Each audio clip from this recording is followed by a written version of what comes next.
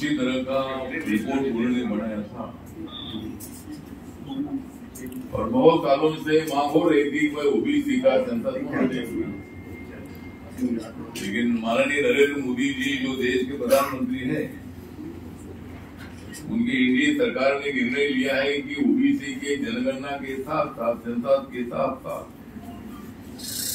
जो ब्राह्मण हो, क्षत्रिय हो, वैश्य हो, दलित और आदिवासी का तो ऑलरेडी सेंसस होता ही है।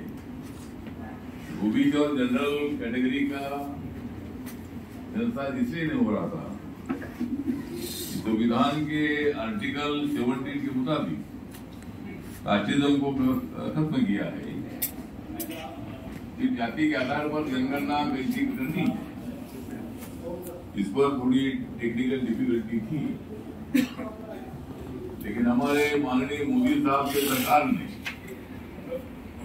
वो जो डिफिकल्टी थी उस डिफिकल्टी को सॉल्व करके सभी जाति का सेंसस जाति के आधार पर करने का निर्णय लिया है। वो भी 1 साल के अंदर जब सेंसस होगा तो हर कास्ट का पॉपुलेशन कितना है इसकी जानकारी मिलेगी। हर कास्ट को अभी तक आजादी के बाद या संविधान लागू करने को 75 साल पूरे हो रहे हैं। 75 सालों में क्या फायदा हुआ है? उस समाज के कितने लोगों को नौकरी मिली है? उस समाज के कितने लोगों को एग्रीकल्चर लैंड है? उस समाज के कितने लोग बिजनेस में हैं? उस समाज के कितने लोग बेरोजगार है? उस समाज की महिलाएं कितनी विधवा है? ऐसा पूरा रिपोर्ट अगर सरकार के पास अगर आ जाता है, मिलेगा, तो सेंट्रल गवर्नमेंट और स्टेट गवर्नमेंट को उस जाति की तरफ कितना ध्यान देना है वो तय किया जाएगा और हर जाति का इकोनॉमिकल, सोशल, एजुकेशनल डेवलपमेंट करने के लिए सरकार को आसान होगा। ये तो पॉपुलेशन की बात हुई। आपकी तो मांग ये है कि भाई हमारी जो 28 जातियां है, ये तेलंगाना की जो 28 जाति है, पहले तो आंध्र प्रदेश था, एक साथ था। तेलंगाना का आंदोलन केसीआर के नेतृत्व में चला, उसमें सभी लोगों ने भाग भी लिया।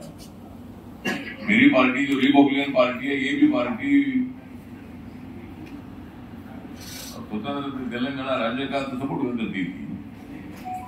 वैसे हैदराबाद का हमारे महाराष्ट्र का बहुत नजदीक का संबंध है। हमारा जो मराठवाड़ा है उसमें औरंगाबाद जिला भी जो छत्रपति संभाजी नगर नाम से जिला है, नांदेड़ है, उसके साथ लातूर है, बीड़ है, उस्मानाबाद है, जालना है, ऐसे जिले मतलब उसमें आते थे। और पहले हमारा पूरा मराठवाड़ा निजाम के संस्थान में था। बाबा साहब अम्बेडकर जी ने जब औरंगाबाद में जब अपना कॉलेज शुरू किया था, तब वो तब कॉलेज उस्मान यूनिवर्सिटी में थे। हैदराबाद में जो उस्मान यूनिवर्सिटी है उसमें थी।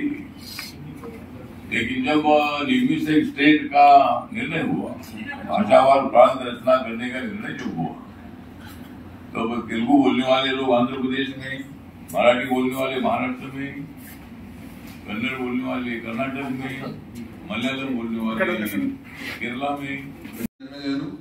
సహచర పార్లమెంట్ సభ్యులు పెద్దలు కొండా విశ్వేశ్వరరెడ్డి గారు, వేదిక మీద ఉన్నటువంటి మిత్రులు ఈశ్వరప్ప గారు, మోహన్ చౌహాన్ గారు, రావడానికి కొంచెం సమయం పట్టొచ్చు.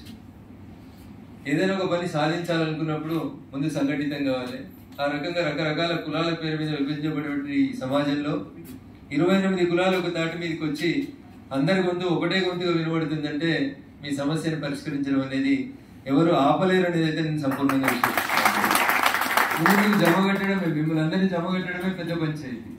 ఊరికొకరు, కులానికి ఒకరు, ఇక్కడొకరు, అక్కడొకరు, ఈ జిల్లాలో ఆ జిల్లాలో ఉంటారు. అట్లాంటిది ఒకరంటే ఒకరు ప్రస్తుత పరిస్థితులలో నేను గొప్ప అంటే నేను గొప్ప అనుకున్నటువంటి పరిస్థితులలో అందరినీ సంఘటితం చేసి మీ అందరినీ ఒక వేదిక మీదకి తీసుకొచ్చి ఓబీసీ సాధన సమితిని ఏర్పాటు చేసి అనేక వ్యయ ప్రయాసాలు కోర్చి మిమ్మల్ని తెలంగాణ నుంచి ఢిల్లీ దాకా తీసుకొచ్చిరంటే నాకు అర్థమైన కాడికి ఇంకొక అడుగు దూరంలో మాత్రమే ఉంది మీ సమస్య పరిష్కారం.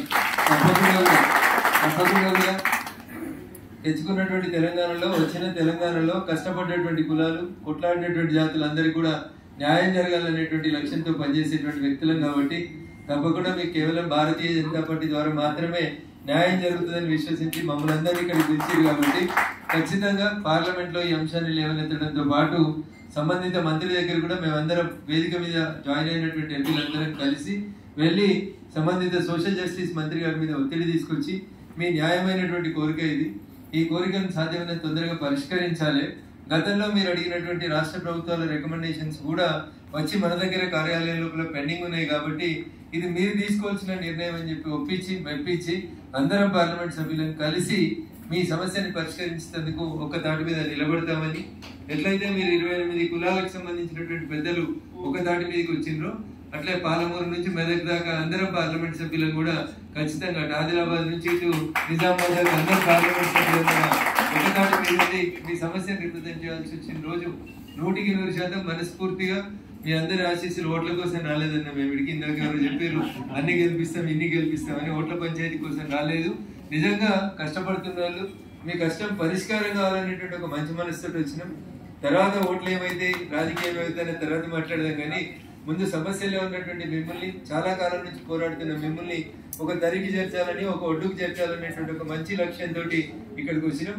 ఇదే టీమ్ స్పిరిట్ ని ఇదే స్ఫూర్తిని మీరు ఓబీసీలలో చేరేంత వరకు ఎంపీలు అందరం కూడా కలిసికట్టుగా పనిచేసి మీకు న్యాయం చేస్తామని మీరు మాపై నుంచి మనందరికి ఆప్యాయత పెంచుకునే అరుణక్క జేజమ్మ అని మహబూబ్నగర్ పిలుస్తారు.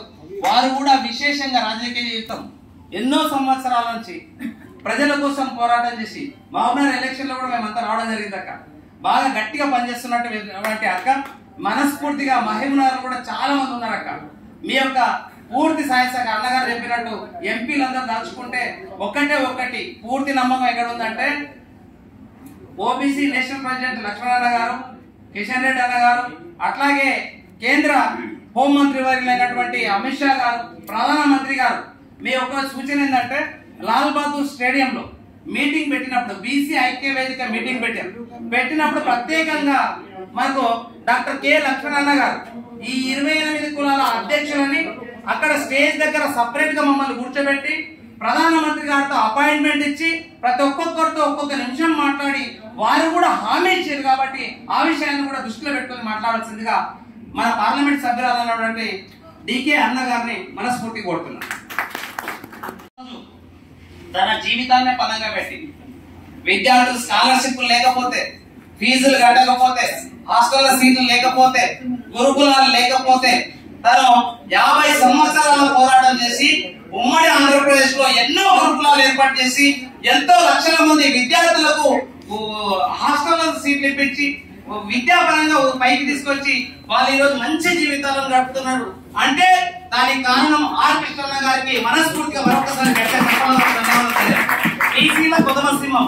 ఎందుకంటే అందరూ ఇప్పుడు అక్క అన్నది ఒక డక్క అంటే పెద్ద సింహం ఉంది, మా లక్ష్మణ గారు ఇంకో సింహం. అక్కడ ఎంపీలందరూ రత్నాలు మాకు అందరూ ఉన్నారు. కాబట్టి ఈ పని అవుతుందనే పూర్తి నమ్మకం ఉంది. కాబట్టి మన ఈ రోజు వచ్చినటువంటి మా చీఫ్ అడ్వైజర్ ఆర్ కృష్ణయ్య గారిని రాజ్యసభ సభ్యులు వారి యొక్క సందేశాన్ని ఇవ్వాల్సిందిగా మనస్ఫూర్తిగా కోరుతాం.